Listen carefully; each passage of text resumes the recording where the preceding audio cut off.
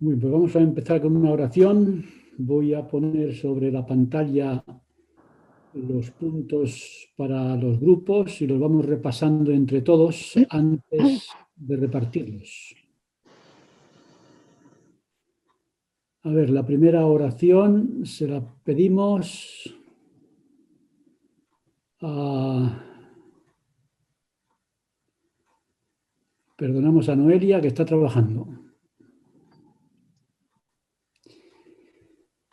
Muy bien, entonces, José Fernando, ¿estás por ahí cerca? ¿Está José Fernando disponible para una oración?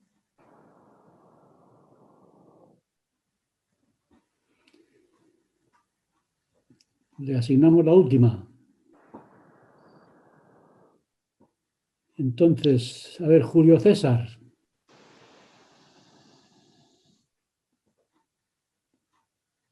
¿Estás preparado para una oración, Julio César? Sí, con muchas gracias, mucho gusto. Adelante. Amadísimo Padre Celestial, te agradecemos que nos hayas proporcionado estos medios precisamente para estar más cerca de tu obra. Te pedimos, Padre Celestial, que perdones todos nuestros pecados y así como nos has estado guiando en este momento para poder aprender mucho más, nos has iluminado el pensamiento y nos has acercado más a la palabra. Te pedimos, Padre Celestial, que en este día que concluye nuestro curso de instituto, no solo nos vayamos con las manos vacías, sino que llevemos el espíritu lleno de felicidad, precisamente por todo lo que hemos aprendido. Te pedimos, Padre Celestial, por nuestros hermanos, te pedimos para que cuides de todos nosotros y nos protejas de todos los peligros que hay allá afuera. Te pedimos, Padre Celestial, también que nos ayudes a encontrar tu camino, nos sigas guiando y nos permitas llevar la palabra más adelante. Todo esto te lo pedimos en nombre de Jesucristo, nuestro Señor. Amén. Amén. Muchas gracias, Julio César. Como ha dicho Julio César, hoy es la última lección de este curso. Si alguien no ha recibido información, hemos puesto en el grupo los cursos que se van a dar de verano, empezando la primera semana de mayo. Yo enseñaré los martes religiones del mundo y también hay otros cursos que se van a dar por otros coordinadores. Si alguien tiene problemas, que me escriba diciendo que no lo ha visto, que no tiene el material, para que en los próximos días volvamos a colocarlo si hace falta en el grupo y os matriculéis de aquellos cursos que deseéis para este verano, que será mayo, junio o julio. ¿Alguien tiene alguna pregunta sobre los cursos de verano?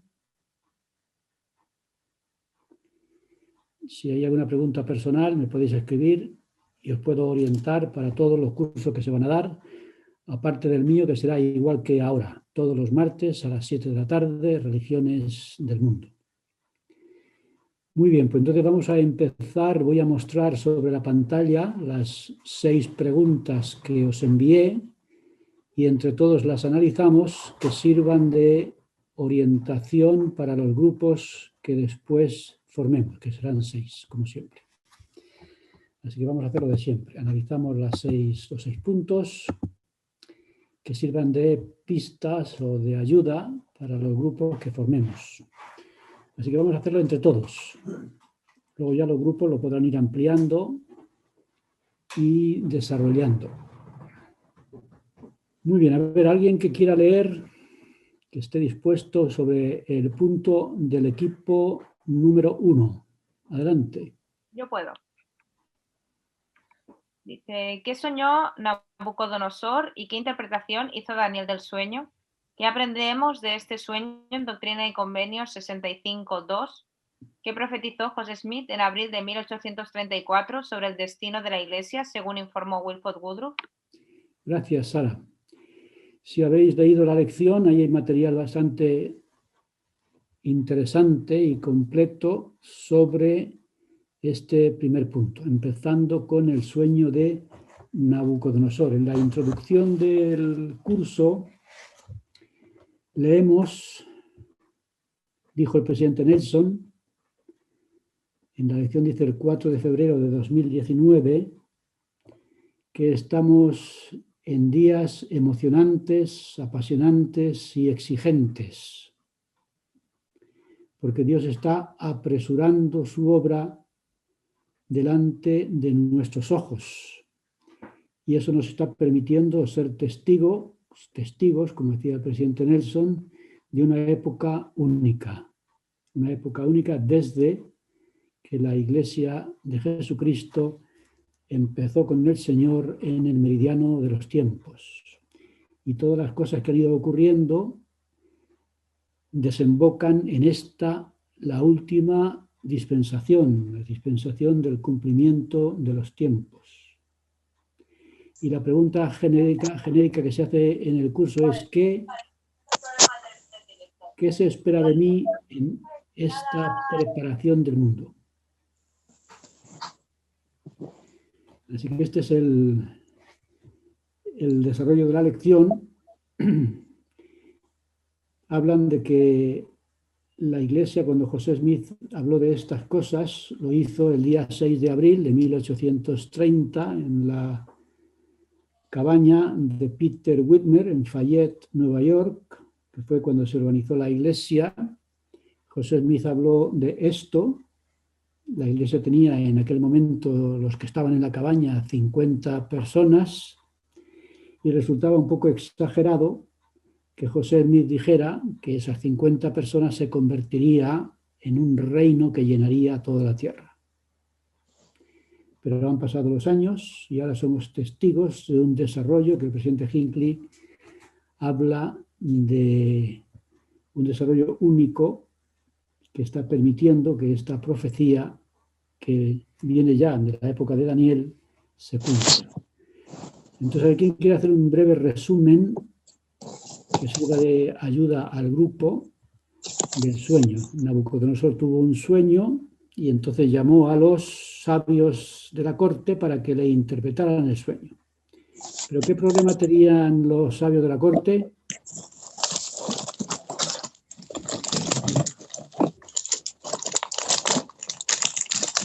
¿Qué problema tenían para interpretar el sueño?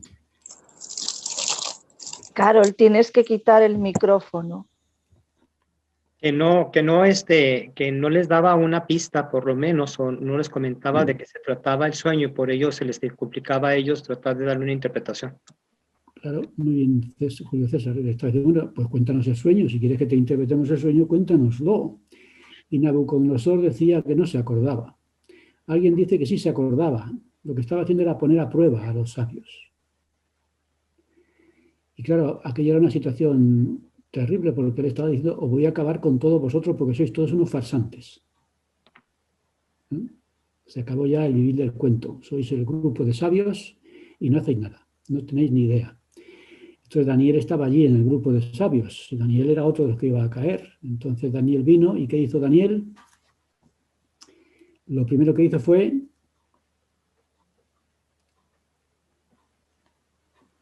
le contó su sueño, le contó lo que había soñado. Muy bien, le dijo algo increíble. Le dijo, bueno, pues tú has soñado lo siguiente. Y se lo contó.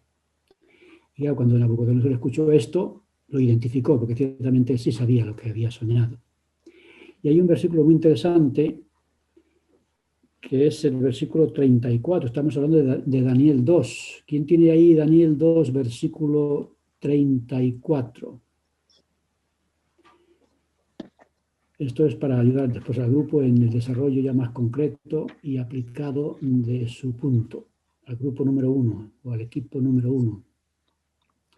Dice Daniel 2, versículo 34. Dice,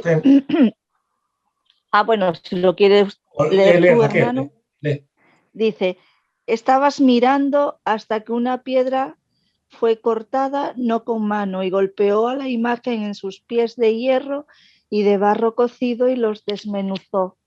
Muy bien, gracias Raquel. ¿Qué pensáis que significa esto o podría significar que la piedra cortada, que fue la que después rodó, destruyó los reinos de la tierra y se convirtió en un reino en toda ella?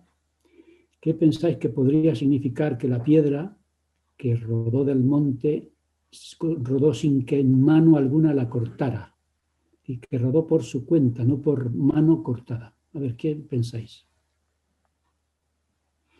La iglesia extendiéndose por todo el mundo, creciendo sola, sin que nada la pare. ¿Y qué significa no con mano? Yeah. Con la palabra. ¿Con la palabra de quién?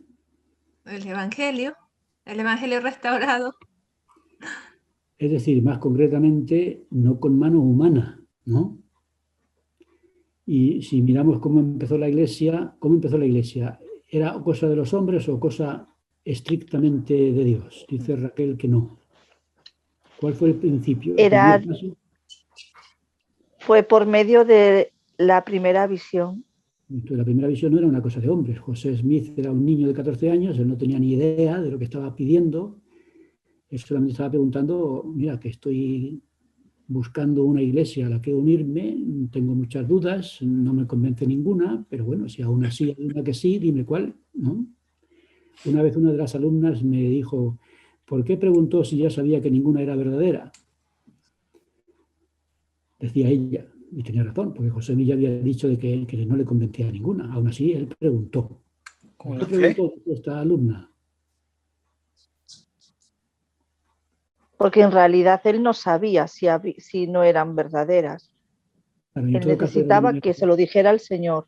Claro, es decir, yo, por supuesto, tengo mi opinión, pero quiero saberlo. Quiero la confirmación divina de que en efecto aquí no hay ninguna iglesia verdadera, pero a lo mejor yo no he visto alguna cosa que se está manifestando. Entonces, el primer paso de la restauración, puesto que la piedra representa ¿qué?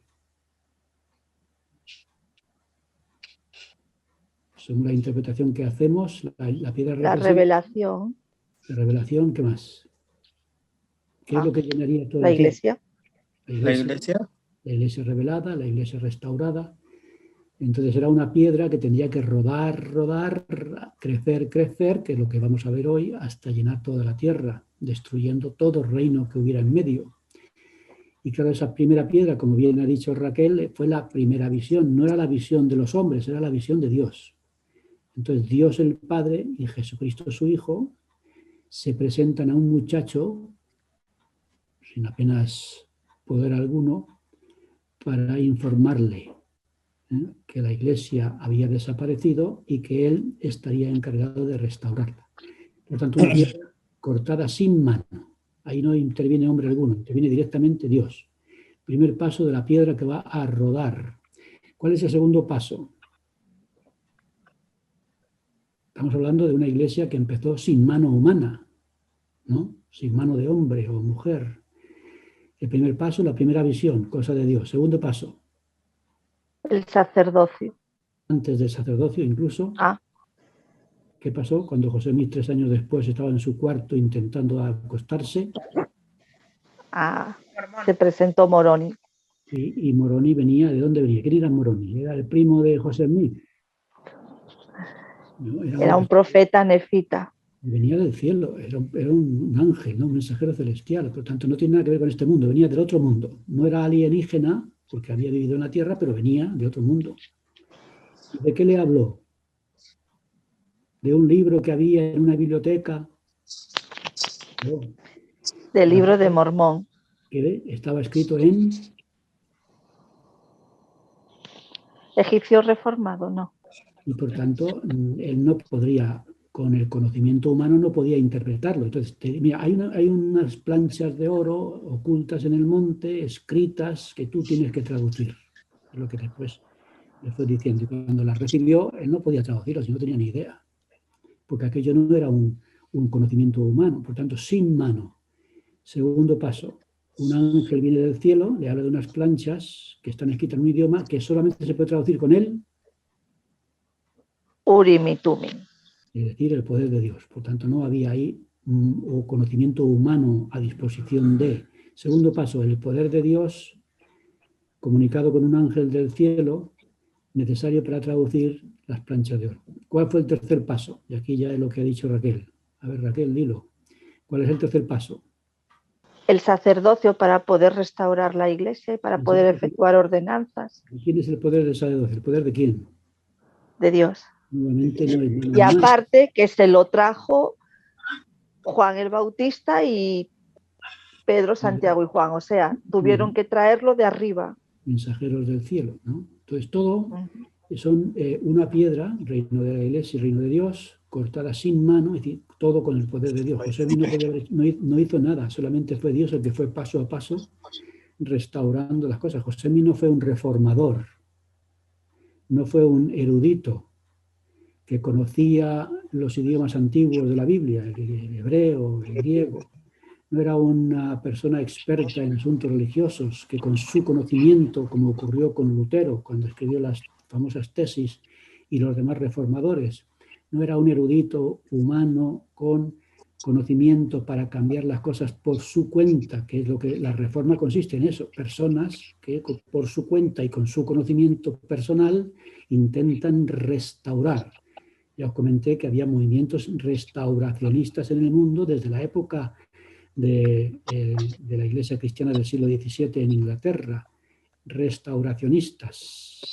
Cindy Rigdon era un restauracionista, era un pastor bautista de un grupo restauracionista que intentaban restaurar la Iglesia primera, la Iglesia primitiva, la Iglesia del Nuevo Testamento, pero todo eso con el conocimiento humano, con el poder de los hombres, pero la piedra tenía que cortarse sin mano. Por tanto, si vamos siguiendo la restauración paso a paso, descubrimos que esa piedra que es la Iglesia de Dios se cortó sin mano, y sin mano fue rodando y destruyendo todo lo que encontraba en su paso hasta que llenó toda la tierra. Por tanto, este primer punto es lo que tiene que desarrollar el grupo o el equipo número 1. El sueño de Nabucodonosor, la interpretación de Daniel y luego lo que encontramos en Doctrina y Convenios, sección 65, versículo 2, y ahí ya le damos más pistas para no quitarles el trabajo.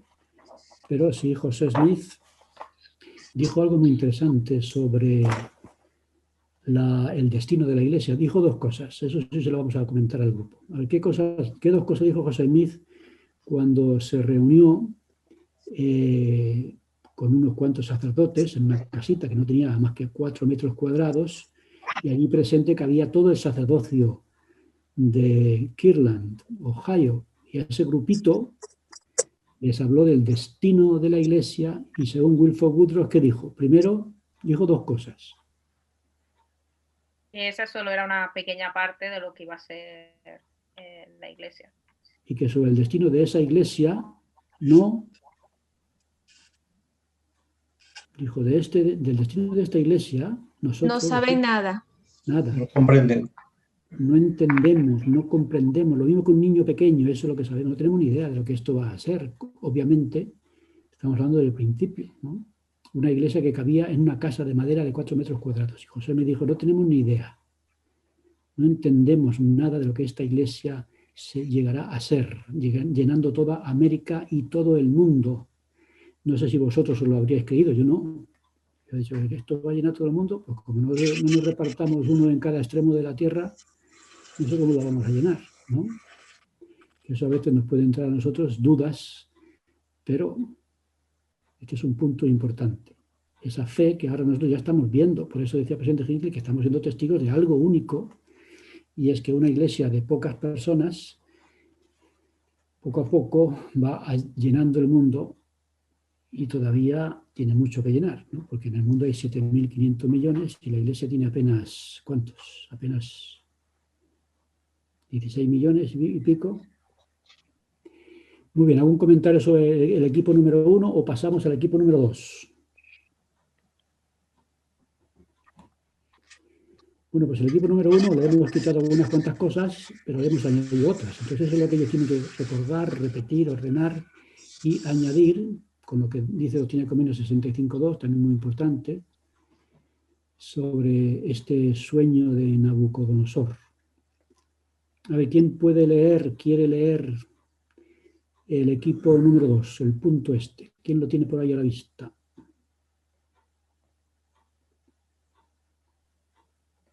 Yo puedo leerlo. Adelante. Equipo 2. ¿Qué comentarios podríamos hacer sobre el vídeo que muestra el mapa con el crecimiento de la iglesia en todo el mundo en estacas y templos? ¿Qué nos enseña este mapa de crecimiento de la iglesia sobre el deseo de Dios de bendecir a todos sus hijos? Gracias, Daniel.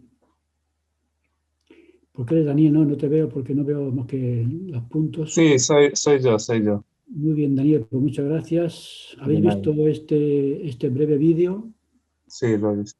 La iglesia, the gospel shall roll forth, ¿no? El evangelio se desarrollará. Es muy interesante esta cosa tan breve, pero cómo va avanzando los años y cómo la iglesia va creciendo, marcando en los diferentes puntos del mundo las estacas que se van organizando en cada momento y los templos que se van construyendo. Y si se añadieran más años, veríamos lo que está pasando, que estamos asombrados, ¿no? ¿Cuántos templos se han anunciado en esta conferencia última? 20. Y yo pensaba que ya había bastantes, ¿no? Cuando yo me bauticé, el templo nuestro era el de Suiza, Londres, y yo creo que no había más. Y un templo en Madrid era inimaginable. Algunos iban a Alemania, ¿eh? O sea que había uno en Frankfurt ya. Bueno, Suiza, allí nos sellaron. En el 96, sí. 96. Nosotros nos sellaron en Suiza y ese era nuestro templo. Muy bien, pues yo pregunto ahí, ¿qué sentimos al ver este mapa sobre esta promesa de Dios de que Él está deseando bendecir a todos los hijos suyos de la tierra? ¿Alguien quiere comentar algo de lo que ha sentido cuando lo vio? ¿Cómo se va desarrollando? Si os imagináis lo de arriba que va avanzando como si fuera la piedra del sueño de Nabucodonosor avanzando por todo el mundo, y cómo esa piedra va sembrando la tierra entera de estacas y de templos, después de que hemos leído que empezaron con un grupito de 50 personas el día 6 de abril de 1830. ¿Alguien quiere compartir alguno de los sentimientos que tuvo cuando veía esta piedra rodando por el mundo?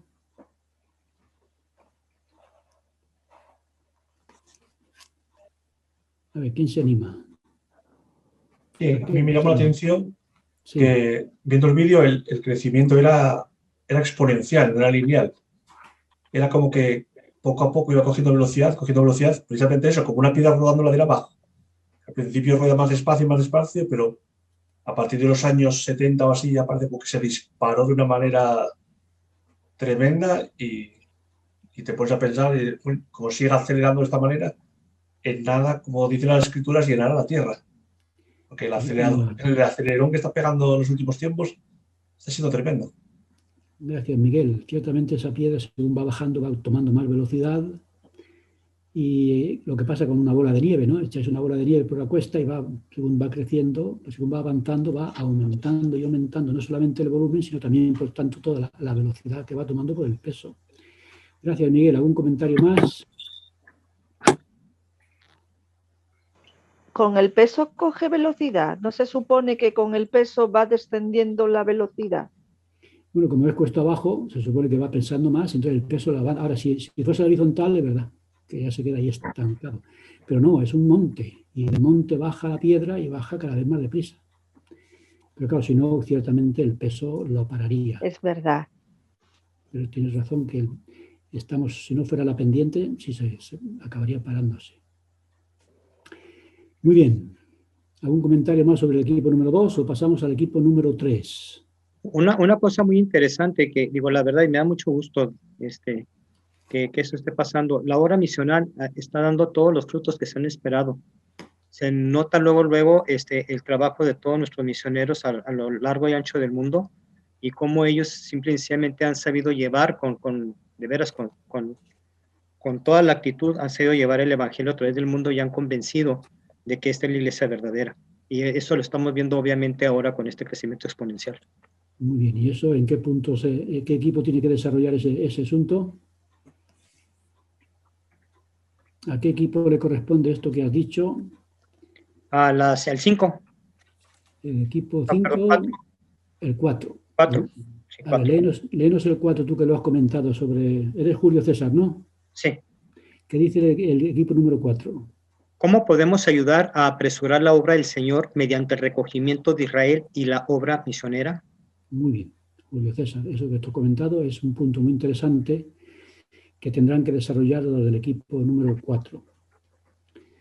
Así que eso vamos a ir avanzando, como la piedra, desde el punto número 1 hasta el 6. ¿Qué dice el punto del equipo número 3?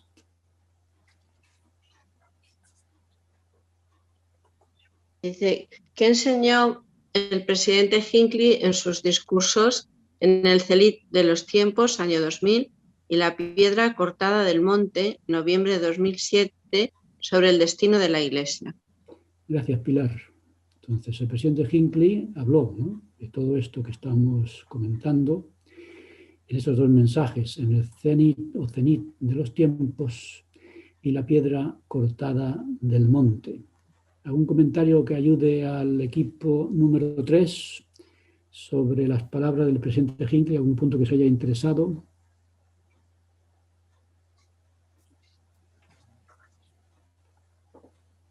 Cuando el presidente Hinckley habló la primera vez en el Cenit de los Tiempos, ¿cuántos miembros había en la Tierra? Lo dice la lección. 11 millones. 11 millones eran. Muy bien, 11 millones de miembros, y la Iglesia pues seguía avanzando. Ya estamos hablando de 11 millones sobre los 50 primeros, ¿no? O ese grupito de sacerdotes que cabían en 4 metros cuadrados en una casa de madera.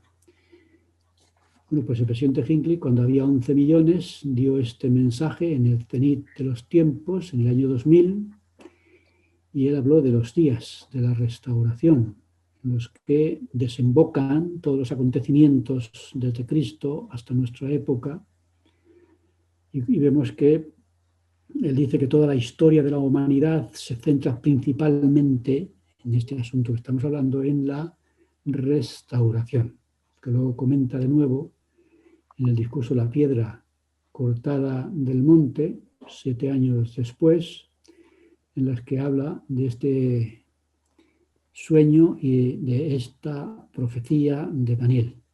¿Algún comentario sobre el punto número 3 o pasamos al punto número 4? Así que el equipo número 3 tiene que hablar de lo que dijo el presidente Hinckley, que va desarrollando con sus palabras las cosas que se han dicho en los puntos anteriores. Muy bien, pues Julio César nos ha leído el equipo número 4. Ahí tenemos varias cosas. Tenemos el discurso del presidente Russell M. Nelson. Tenemos también el punto de cómo la obra misionera, al compartir el Evangelio, gracias a los misioneros, como decía Julio César, se va llenando. Porque el recogimiento, nos han explicado muchas veces, consiste en aceptar el Evangelio y bautizarse. Miguel Domínguez, ¿ibas a decir algo? No. Bueno, pues entonces el equipo número 3 tiene que establecer, pero el equipo número 4 tiene que hablar de lo que decía Julio César, es decir, de qué manera la obra misionera está ayudando a cumplirse la profecía de Daniel, llevando a cabo el recogimiento de Israel. Los misioneros van por el mundo y de una manera silenciosa van invitando a las personas a unirse a la Iglesia, y cuando se bautizan ya están recogiéndose en ese reino que llenará toda la tierra. Y cita a Doctrina y Convenios 132, versículo 12, que lo tienen que desarrollar los del grupo, porque esta sección en el versículo 12 habla de los 2 grandes obstáculos para que las personas reciban el Evangelio y participen del recogimiento. ¿Cuáles son los 2 grandes obstáculos, según la sección 132, versículo 12, que tienen que comentar los del grupo? ¿Por qué hay tantas personas que todavía no han recibido el Evangelio, según este versículo?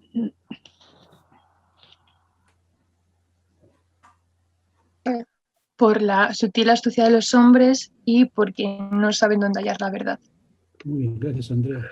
Entonces, los misioneros se encargan de que las personas sepan. Por ejemplo, yo no sé los conversos de aquí, pero en mi caso, cuando los misioneros me encontraron en Madrid en el año 1970, yo tenía 19 años, y un compañero de la universidad, de preuniversitario, que estábamos haciendo en aquel año estaba yo haciendo preuniversitario, que es un curso que ahora no existe, pero antes de ir a la universidad en aquella época había que hacer preuniversitario.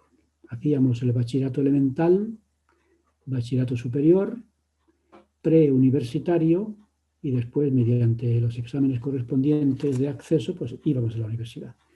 El curso de preuniversitario había terminado, habíamos hecho una gran fiesta de fin de curso en el Retiro. Si alguien conoce el Parque del Retiro en Madrid, allí hay un centro, una sala de fiestas o lo que fuere, y este compañero fue el gran organizador de aquella fiesta de fin de curso y demás. Total, que terminó la fiesta de fin de curso y ya nos despedimos. Pues nada, en la universidad nos veremos, si aprobamos las pruebas de acceso. Y mientras yo estaba preparándome para la universidad, me llamó por teléfono y me dijo: Faustino, tú que eres una persona religiosa. Él había captado que yo era religioso, aunque nunca hablamos de religión en la escuela. Pues hablábamos de la preparación para la universidad, pero había captado que yo era religioso, porque él iba por la calle de Madrid un día y dos misioneros de la iglesia lo pararon y él organizó un grupo. Aquello le pareció interesante, ¿no? Reunió a 7, 8 estudiantes, compañeros, unos universitarios, otros preuniversitarios, y nos reunimos en una plaza, si alguien conoce Madrid, se llama la Plaza de Roma, o la Plaza de Manuel Becerra, y en un bar que hay allí en la plaza nos citamos. Y yo había entendido, me dijo: mira, que dos misioneros mormones, me dijo, pero yo nunca había oído hablar de los mormones, ni siquiera en las películas. Algunos dicen: yo sí, en la película, en las caravanas, las carrozas que van por ahí, yo ni idea. Yo había entendido dos misioneros borbones. Y yo dije: bueno, vamos a ver, yo estoy buscando algo, aunque sean borbones, a lo mejor. Entonces quedamos en el bar y cuando yo llegué tarde. Y como llegué tarde, pues ya no había nadie. Y yo me fui entristecido diciendo: pero hombre, ¿cómo es posible? Y según salía del bar, apareció este compañero y dice: yo sabía que ibas a venir, así que estaba esperándote mientras los demás van camino de. Así que no sé si alguien lo conoce, pero de Manuel Becerra se baja por una calle que se llama Calle Alcalá hasta la Plaza de Toros de Madrid. Y bajando por la acera de la derecha, en la primera esquina había un parque de bomberos. Bueno, pues girando ahí a la derecha, se llega a un bajo de un edificio que había una pensión donde vivían los misioneros. Habían quedado en la pensión para hablar con ellos. Yo no sabía que andando un poquito más había un bajo de un edificio, mejor dicho, había una cárcel. Esa cárcel desaparecería, construirían un edificio, en el bajo se compraría el local y se establecería una capilla, la capilla de Ramón de Aguinaga, y que cuando esa capilla se inaugurase yo sería el primer obispo de aquella capilla. Y si alguien me dijera: mira, vas a ver a dos misioneros mormones, te van a bautizar y años después tú vas a ser un obispo de esta iglesia en este edificio que van a construir en este lugar.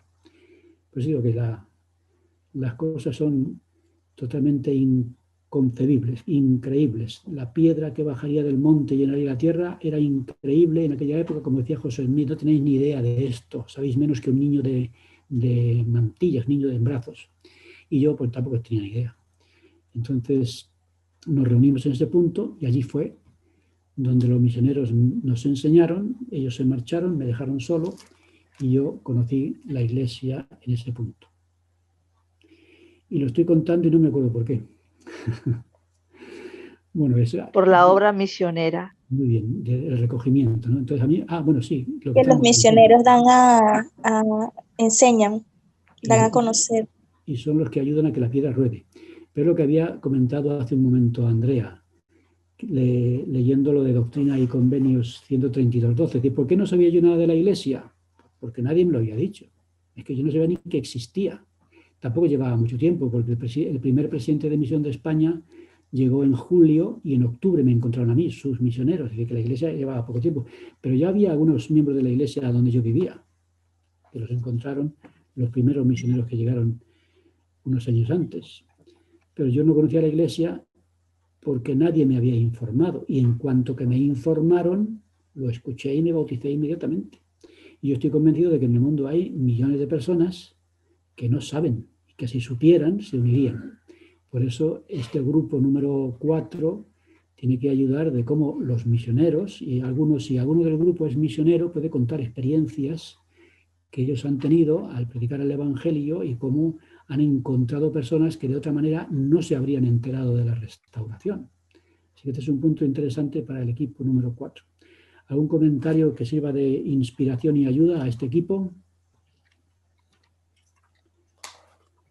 ¿Y qué dice el equipo número 5? ¿Quién nos quiere leer ese punto?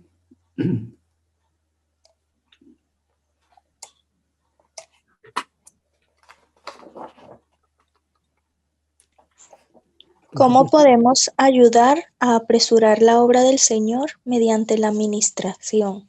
Muy bien. Antes, en el equipo número 4, ellos tienen que hablar del Elder Bednar. El Elder Bednar habla de una manera de compartir el Evangelio por medio de las redes sociales.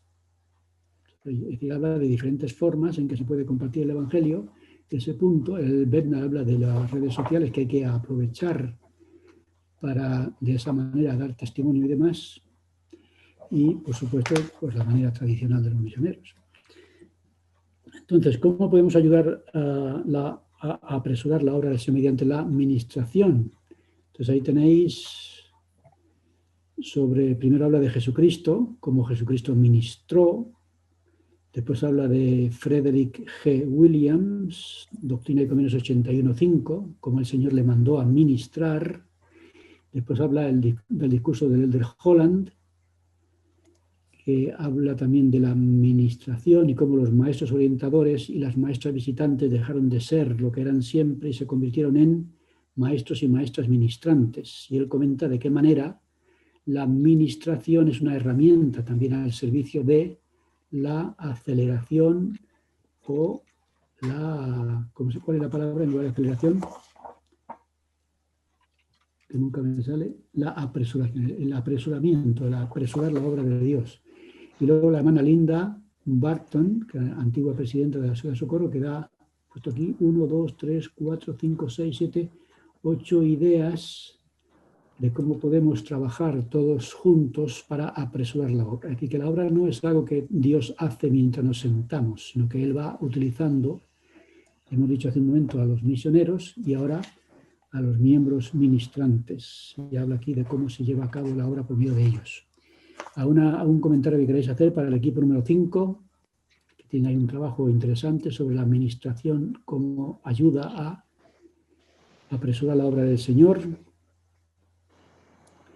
Ahí lo de este grupo pueden hablar de experiencias personales de cómo la administración ayuda en este objetivo de hacer que la Iglesia avance más rápidamente.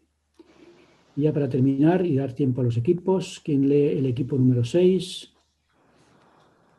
¿Cómo podemos ayudar a apresurar la obra del Señor mediante el cumplimiento apropiado del día de reposo? Gracias, Helen. Entonces, ahí tenemos como la sección 59 habla del día de reposo y qué pistas nos dan, los versículos 9 y 10, cómo el honrar el día de reposo nos ayuda a. Y también tenemos al presidente Nexon hablando del día de reposo, el presidente Ballard, M. Russell Ballard, el 4 de agosto de 2015 dio una charla y ahí él, en este discurso, en esta conferencia, esta charla habló de qué es lo más efectivo para llevar a cabo esta obra de acercamiento a Cristo del mundo.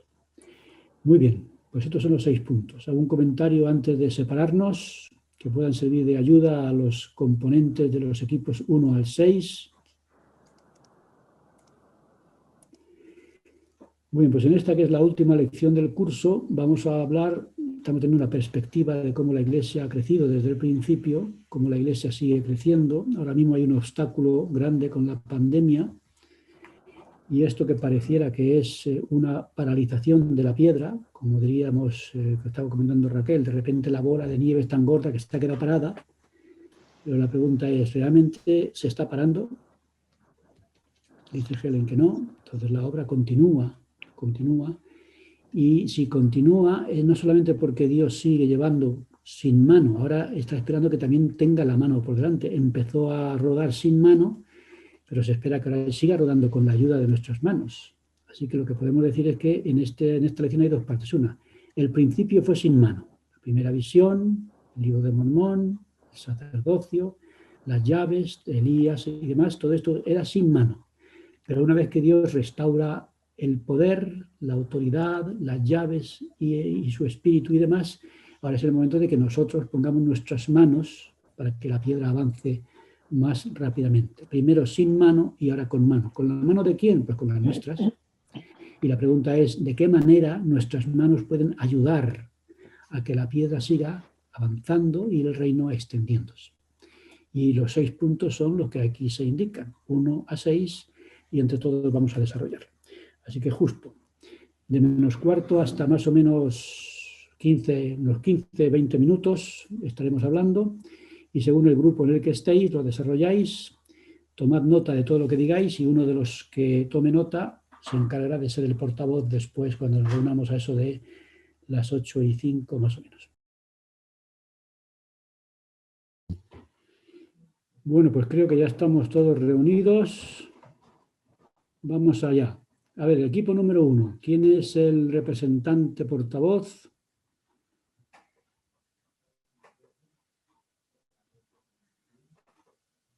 Yo soy. ¿Tú eres Paula? Sí. Pues venga, léenos el punto que tenéis. Vale. ¿Qué soñó, número 1, qué soñó Nabucodonosor y qué interpretación hizo Daniel del sueño? ¿Qué aprendemos de este sueño en Doctrinas y Convenios 65.2? ¿Y qué profetizó José Smith en abril de 1834? Bueno, nosotros estuvimos hablando pues primero del sueño de Nabucodonosor, que era básicamente un sueño en el que había una estatua hecha por varios materiales, como la cabeza era de oro, luego brazos y piernas como de bronce, de plata, y los pies de arcilla, creo, o de barro, algo así. Y una roca, una piedra que no había sido tocada por el hombre, que destruyó esta estatua.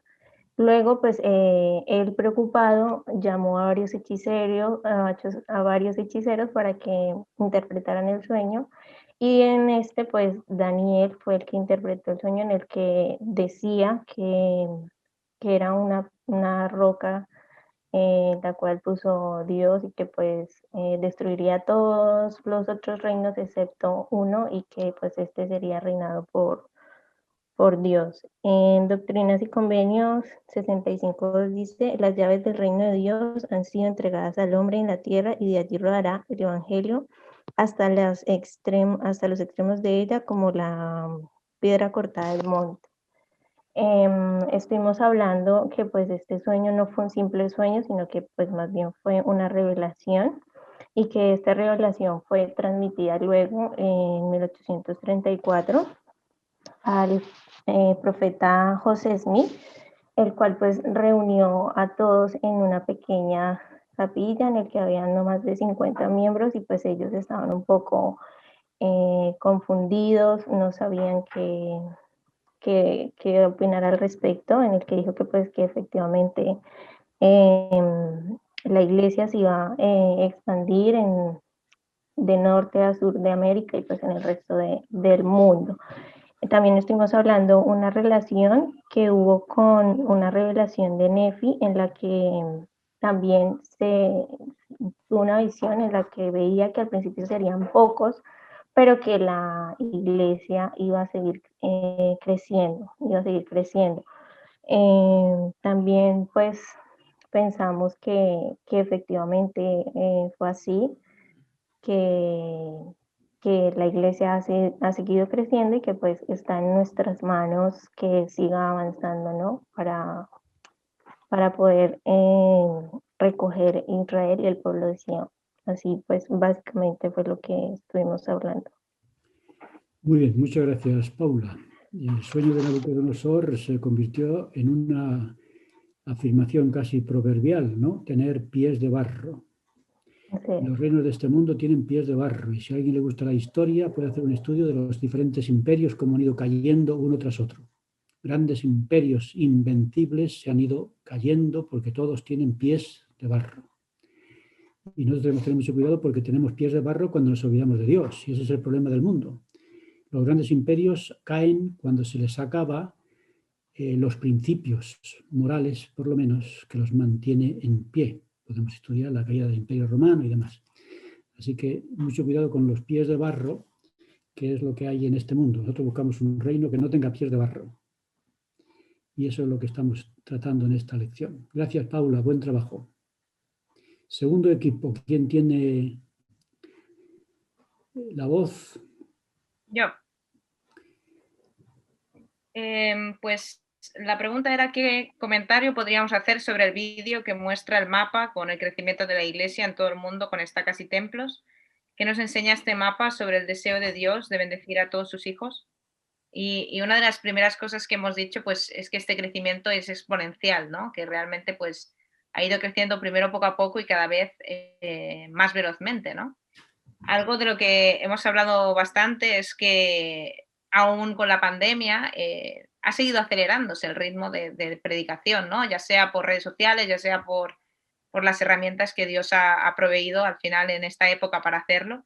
Hemos seguido encontrando la forma de seguir predicando y de que esto suceda de forma rápida, ¿no? Como la revelación decía, ¿no? Otra de las cosas que hemos hablado es que no se hace excepción de personas, ¿no? En aquella época, cuando José Smith mismo lo habló en ese cuarto de 50 personas, para ellos debía ser muy extraño el pensar que todo el mundo merecía el Evangelio, que todo el mundo iba a recibirlo. Y sin embargo ahora en todos los continentes sí o sí hay estacas, ¿no? Y en casi todos los países, aún no en todos, pero casi en todos los países también hay estacas y templos y así sigue avanzando y sigue creciendo. Ahora mismo hemos estado intentando averiguar y hay 16 millones y medio de miembros y más de 3.000 estacas, ¿no? No hemos encontrado el número exacto, pero más o menos esos son los números, ¿no? Entonces es impensable que de 50 personas que habían en un inicio ahora ya hayamos llegado a esto. Y como presidente Hinckley decía con simplemente, o sea, cuando ya habían 11 millones y él dijo, este es solo el comienzo. Entonces eso nos hace pensar que aún falta mucho y que aún tenemos que seguir haciendo rodar esta piedra por todo el mundo, ¿no? Una de las cosas que han comentado que me ha gustado mucho es que el Padre nos está uniendo, ¿no? Finalmente el Evangelio lo que hace es unir y está uniéndonos a personas de cualquier parte del mundo, como dicen las Escrituras, como la gallina recoge a sus polluelos, ¿no? Entonces esto es lo que está haciendo el Padre Celestial con cada uno de nosotros, estemos donde estemos, nos está uniendo, ¿no? Y nosotros mismos podemos hablar con miembros que están en China, en miembros que están en Rusia, en cualquier parte del mundo, podemos comunicarnos con ellos, ¿no? Y nos une. Y por último hemos hablado de que ahora depende de nosotros, o sea, esto es seguir enseñando, seguir predicando. Sé que el resto de grupos van a hablar un poco más de las formas en que podemos ayudar a que siga creciendo el Evangelio, pero que realmente pues darnos la importancia que tenemos de que estamos en esta época para poder seguir avanzando, que estamos en esta época para poder seguir haciendo crecer la Iglesia. Y eso. Muchas gracias, Sara. Buenos comentarios. Equipo número 3.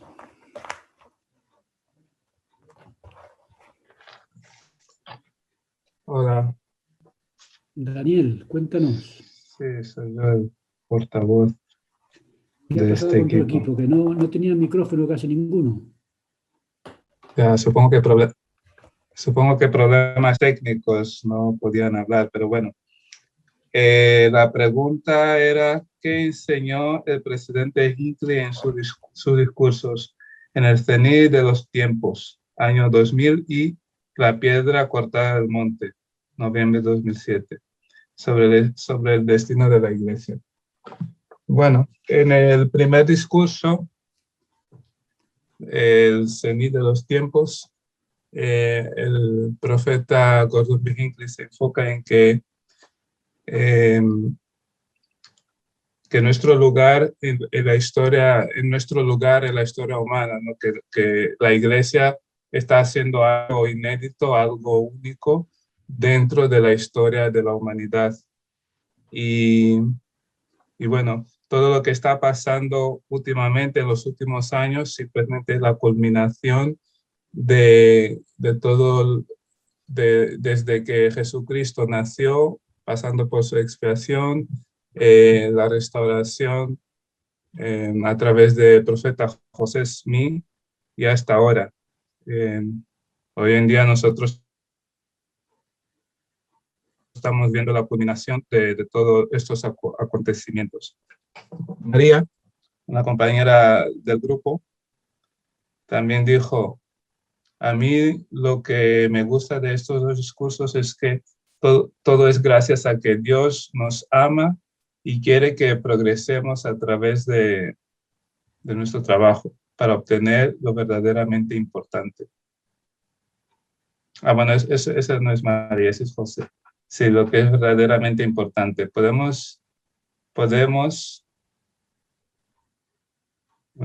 creer muchas veces que las cosas deberían ser fáciles, pero lo bueno es difícil. Y podemos darnos cuenta de lo grande que es el ver todo lo que está pasando y lo que no ha pasado. Y me encanta que podamos ser testigos de su incomparable poder y de todo esto. Como dice Moisés 1:39. Bueno, ese es el comentario de José. Lo que decía María del primer discurso es que el cenit de los tiempos, lo que me gusta de este discurso y lo que me hace pensar es que nosotros realmente tenemos una gran responsabilidad. Se menciona que debemos de mantenernos con el deseo de mantenernos erguidos y de caminar con determinación de manera digna como santos de los últimos días. Vale, luego el segundo discurso, la piedra cortada del monte. Ahí en este discurso el profeta se enfoca más bueno, también habla de los acontecimientos que fueron surgiendo, ¿no? Las revelaciones que fue recibiendo José Smith y cómo restauró la iglesia de la misma manera que cuando estaba Jesucristo caminando por los suelos de Palestina, que son las propias palabras del profeta, a nuestros días, y que a muchas otras iglesias les sorprende cómo la iglesia de Jesucristo de los santos de los últimos días sigue progresando hasta estos días. Una cosa que a mí que me llamó la atención del discurso es que la iglesia sigue progresando incluso en los tiempos actuales de pandemia. Bueno, hemos comentado antes, ¿no?, de que se han anunciado 20 templos nuevos y a pesar de las crisis que tenemos hoy en día, pues el progreso sigue siendo exponencial y las estacas también siguen creciendo. María, sobre el segundo discurso, comenta que dice que pienso que también como miembros de la iglesia somos ese medio por el que la obra se extiende y prospera por toda la tierra. Y bueno, eso es lo que hemos comentado entre los tres, entre chat y un poquito hablando yo. Y les dejo en nombre de Jesucristo. Amén. Amén. Muchas gracias, Daniel, por ese buen resumen. Equipo número 4. Soy yo, Andrea. Andrea, adelante. Pues nuestra pregunta era la siguiente: ¿cómo podemos ayudar a apresurar la obra del Señor mediante el recogimiento de Israel y la obra misionera?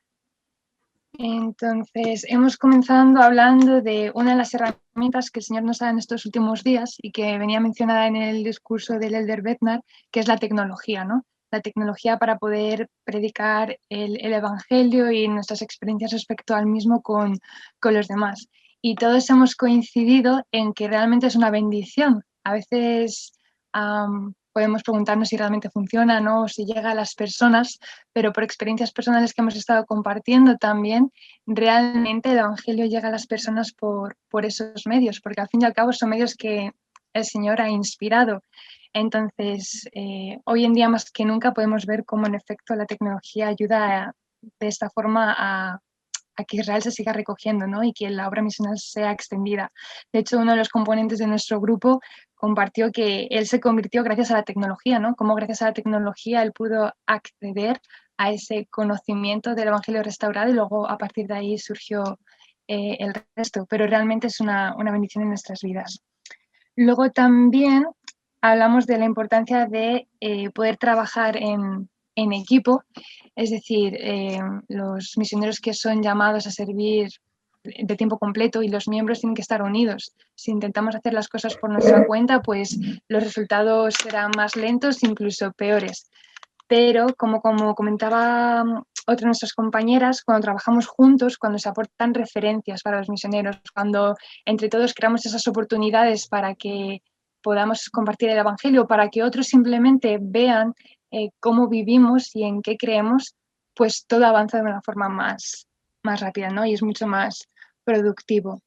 Y por último, hablamos de la que creo que es nuestra mejor herramienta a la hora de congregar Israel y predicar el Evangelio, que es el Espíritu Santo, ese gran don con el que nos ha bendecido nuestro Padre Celestial.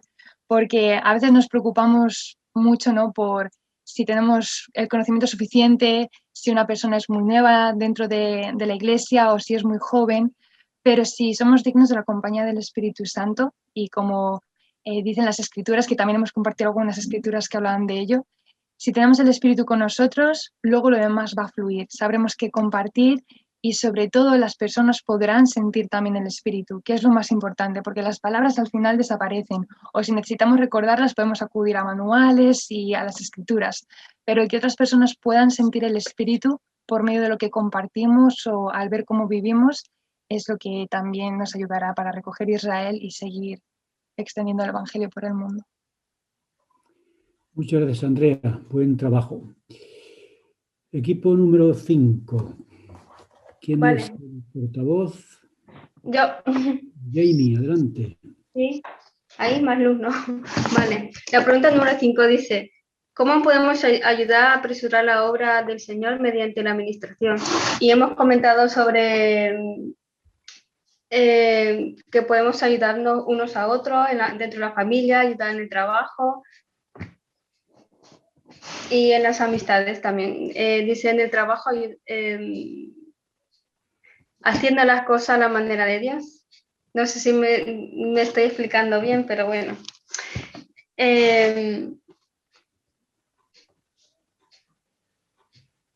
Vale. Que debemos de hacer un cambio en nuestros corazones y hacer las cosas bien. Muchas veces nos pasa que visitamos a las personas, a los miembros, ¿no? Siendo como maestros visitantes. Y a veces solamente lo hacemos por hacerlo, por cumplir y ya está. Y a partir de ahí no volvemos ni a escribir, ni a hablar, ni llamar a ciertos hermanos. Entonces eso no es una manera correcta de hacerlo. Es como hacerlo, pero no de corazón, sino solo por cumplir, ¿no? Y no lo veo correcto de mi manera de ver. Y también la hermana, no sé, Pilar creo que se llama, comentó acerca de estar pendientes de nuestras propias familias también, porque a veces estamos enredando con los móviles, que salimos, que damos paseo, esto y lo otro, y nos desviamos un poquito de prestarle un poco de servicio a la familia, ¿no? Que es muy importante. Muchas veces yo, por ejemplo, estaba en la habitación escuchando música, por ejemplo, y mi madre quizá estaba sola en el salón y ahora mismo yo la echo muchísimo de menos. No está conmigo hace 5 meses, pero falleció y la he hecho, vamos, muchísimo de menos y digo, jolín, que a veces prestamos más atención a otras cosas y no realmente a lo que vale la pena, ¿no? Y eso es una manera de administrar, prestando muchísimo servicio a los demás, con un corazón sincero y no estar renegando si la hermana X ha hecho una mudanza y tal, porque yo pertenezco a una rama muy pequeña y hay una hermana que es muy especial, ¿no? Es muy delicada, muy delicada, y con ella hay que tener un trato muy especial. Y estaba haciendo mudanza.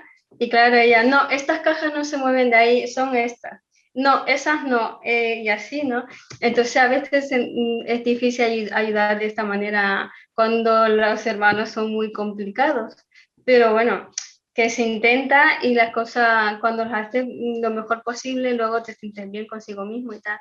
Y también voy a leer una escritura que dice en Mateo 20:28, así como el Hijo del Hombre no vino para ser servido, sino para servir, para dar su vida en rescate por muchos.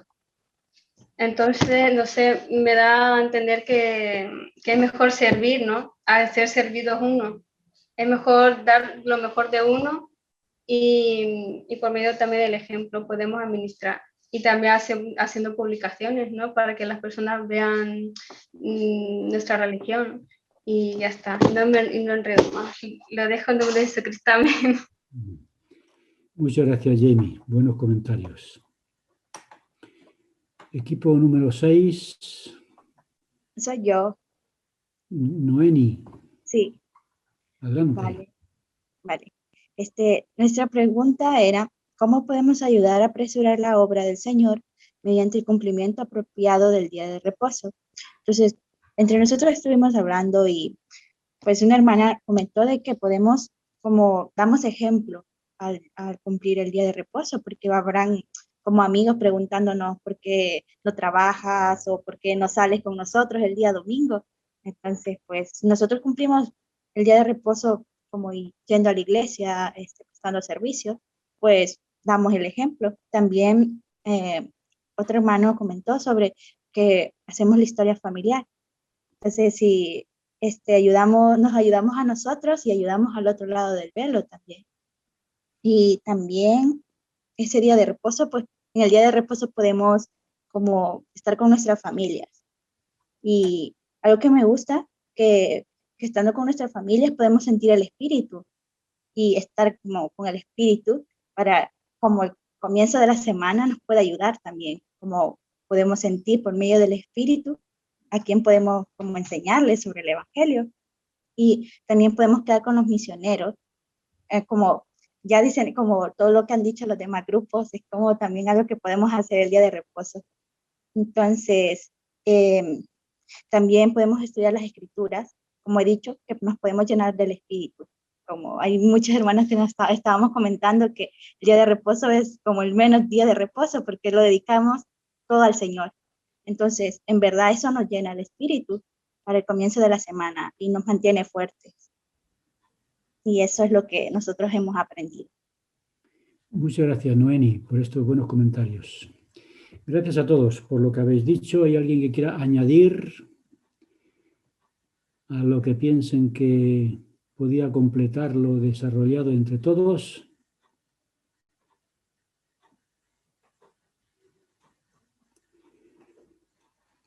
Pues quiero dar las gracias a todos por lo que durante este curso hemos aprendido los unos con los otros, que es uno de los deberes de los santos, enseñarse los unos a los otros. Para mí ha sido un placer estar con todos en este curso maravilloso, aprender, recordar y ahora aplicar, que yo creo que es la conclusión, entre otras, de la lección última. Vamos a poner en práctica las cosas que hemos aprendido durante el curso para que la obra de Dios avance rápidamente y que venga Jesucristo lo antes posible.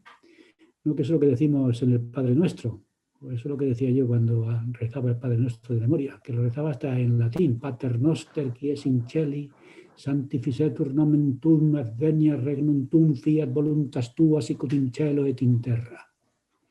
Eso no se me ha olvidado. Sicut in cielo et in terra, en el cielo y en la tierra. Venga tu reino a nosotros. Recuerdo los años católicos con mucho gusto. Así que muchas gracias a todos por lo que habéis hecho, y si alguien se anima, a partir del primer martes de mayo vamos a compartir entre todos las religiones del mundo, porque hay muchas cosas que podemos aprender de nuestros queridos hermanos de otros grupos religiosos, cristianos y no cristianos. Muy bien, pues muchas gracias a todos. Vamos a terminar con una oración. Chao. A ti, Faustino. Ah, no, chao, no. Deberíamos darnos un abrazo, pero es que no nos lo permite la distancia. Qué pena más grande. Bueno, pues vamos a terminar con una oración y que Dios os bendiga, nos bendiga a todos. Y ya sabéis que si entráis en el Instituto Sin Fronteras, hay cursos diferentes en los que se pueden participar. Entre ellos, pues el mío de los martes, el primer martes de mayo. Y si alguien necesita ayuda, que lo diga, porque podemos poner en el grupo cualquier información que sea necesaria. Muy bien, pues vamos a terminar entonces con una oración para despedirnos. Se la vamos a pedir, por ejemplo, Carlos Bracho va a recuperar todo lo que tengáis que recuperar, ya lo hacéis, e inmediatamente informáis y Miquel se encarga de actualizar vuestros datos. Muchas gracias. Como todo está grabado, ahí podéis leer, ver, recuperar, informar y en los próximos días tenéis tiempo para recuperar las lecciones que no hayáis podido estar presentes. El que no sepa qué clases son, Miquel sí lo sabe. Entonces le preguntamos a él. Muy bien, entonces vamos a pedir la última oración. Andrea, ¿tu hermana cómo se llama? Que siempre se me olvida. Miriam. Miriam. Hola. Entonces, Miriam, ¿nos ofreces tú la última oración? Sí, encantada. Gracias, Miriam. Y con tu oración nos despedimos hasta siempre. Italiano. Amado Padre Celestial, te queremos dar gracias por este día y por haber podido tener esta última clase con bien. Gracias, Padre, por haber podido disfrutar de este magnífico curso, así como por bendecirnos con las herramientas para poder llevarlo a cabo. Gracias, Padre, por ayudarnos a fortalecernos unos a otros y damos gracias por poder tener tu espíritu con nosotros. Te pedimos, por favor, que nos ayudes a que esto que hemos aprendido nos fortalezca y podamos encontrar la manera de ponerlo en práctica y así poder ayudar a avanzar en tu obra. Y te queremos pedir en especial por aquellas personas que están preparadas para recibir tu evangelio, para que nos puedas ayudar y guiar hacia ellas. Y te queremos pedir y agradecer estas cosas en el sagrado nombre de tu Hijo Jesucristo. Amén. Amén. Muchas gracias, Miriam, por esa oración. Gracias por todo, Faustino. Gracias. Gracias, hasta la próxima semana, casi. Bueno, yo no sé a cuál me matricularé, porque igual estoy con los exámenes, pero Nada, un hombre, placer, a todos, Faustino. te Siempre es un matriculas a gozo todos. hablar contigo y escucharte, ¿verdad? ¿Despertaste, Jorge? Hasta siempre. Sí, hombre, sí, lo que pasa es que estaba callado. Primera vez que yo veo a Jorge callado toda una clase, ¿eh? También te lo digo. Cocho, yo pensaba que hablaba poco. Está callado es porque su cerebro está dando vueltas a... Está meditando. Está dando vueltas a 1000. Muchas gracias a todos. Chao. Cuidaros. Vale, gracias. Muchas gracias.